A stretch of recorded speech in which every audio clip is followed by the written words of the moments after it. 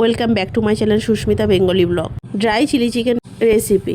চিকেনে দেখো আদা রসুন পেঁয়াজ মশলা দিয়ে একটু ম্যারিনেট করে রেখেছি। তেলটা গরম হয়ে গেছে, কড়াটা গরম করতে দিয়েছিলাম।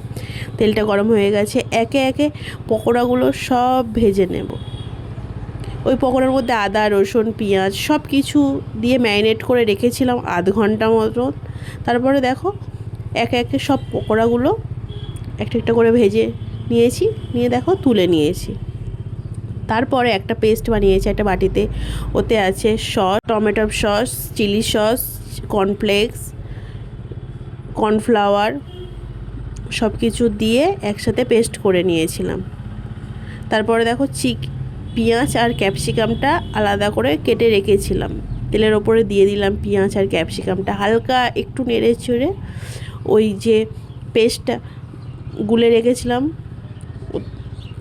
দিয়ে দিলাম। দিয়ে দেওয়ার পর হালকা একটু 2-3 মিনিট নাড়াচাড়া করে, হালকা নাড়াচাড়া করে একটু অল্প করে একটু গরম মশলা দিয়ে হয়ে গেল আমাদের ড্রাই চিকেন রেসিপি, ঝাল ঝাল ড্রাই চিকেন রেসিপি। কাদের কাদের ভালো লাগলো like comment share and subscribe please.